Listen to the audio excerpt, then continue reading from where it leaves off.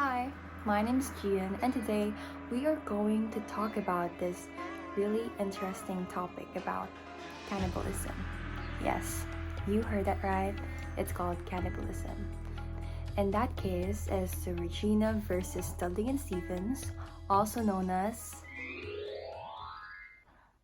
the Mignonette. So this case started when the Mignonette set sail. So as you can see, there is a yacht, the Mignonette, setting sail for Australia. While they were traveling, the ship suddenly encountered a storm and eventually sank in the South Atlantic. We have 4 survivors when the ship sank. That was Dudley, Stephens, Brooks, and Parker. They managed to escape on a lifeboat but were stranded for several days without food or water.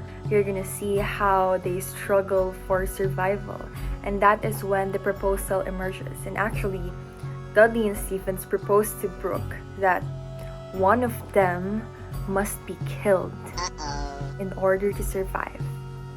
And Brooks denied. Just imagine that Parker had no idea that they were planning all that. But this tragic decision was based on how Parker was weak and in a very deteriorating condition. In fact, Parker had no family and he was 17 years old, so Dudley and Stephens thought that Parker could be the one that should be sacrificed to save all of them. As the crew members confront the heart-wrenching reality of their choice, Dudley and Stephens agreed that in the next morning, if there's no boat that's gonna come, then that's the time that they're gonna kill Parker. In an act born out of necessity, Dudley and Stephens carry out this sacrifice of Richard Parker. They consume his flesh and drink his blood to sustain themselves, haunted by the enormity of their actions. Now let's move on to the rescue. 4 days later, they were saved from the brink of death and brought aboard the ship. But where is Parker? So that is when the trial will start against Stephen and Dudley in the charge of murder. In the trial, we're actually left with questions if they should be held guilty or not. And the phrase murder as defense of necessity, put that in your head and we will discuss it after our discussion forum.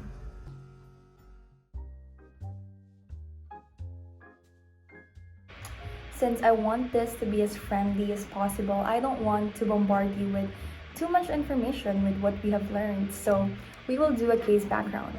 We have learned that number 1, the RV Dudley and Stephens case about a group of people who were stranded at sea after shipwreck. Next, they faced starvation, and in order to survive, they have to practice cannibalism, which means that they are going to eat the flesh of one of their own. In that case, they killed Richard Parker. So this case brings up major ethical dilemmas about the value of human life and the greater good. Now, I want you to explore the word called the utilitarianism, which looks at what is ethical based on the outcome or consequences. This gained significance in world history during the 18th century and influenced the decision-making process in various areas.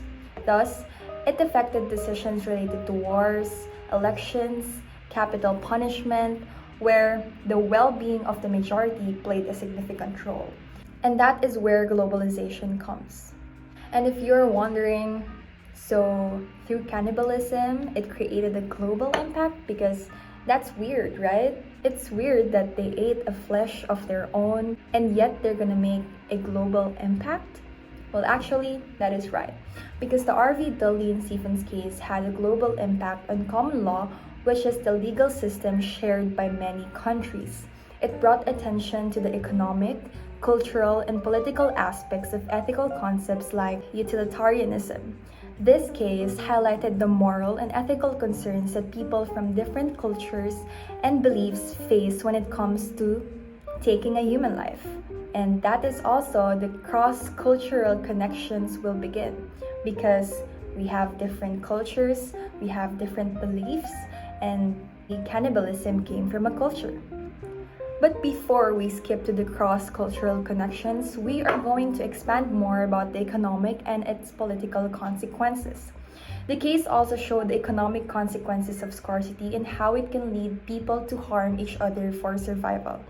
It emphasized the need for increased economic interdependence among countries to address people's basic needs, which is part of globalization. Additionally, the case influenced political activities by considering the circumstances surrounding acts of murder in different countries. In our most awaited part, which is the cross-cultural context, we are going to tackle the cultural relativism, ethical diversity, and how it fosters cultural representation. What makes this case even more intriguing is the realization that different cultures may have different viewpoints on ethical dilemmas, especially the culture of cannibalism. Did you know that the evidence of cannibalistic practices has been found in South America, many Pacific islands, and some Asian Native American tribes? Now, think about this. What do you think will happen if that case took place at the same time that cannibalism is still being practiced? This will help us understand that cultural values, beliefs, and traditions play a significant role in shaping how people from various cultures perceive and approach such situations. In the R.V. Dudley and Stephens case, cultural relativism invites us to consider what may seem unethical from one cultural standpoint might be seen as necessary from other. Now that we have made our point that perhaps in different cultures this case has different perspectives that we should consider. Perhaps we need to foster the cultural understanding, because understanding the diverse perspectives nurtures a more inclusive and respectful global society.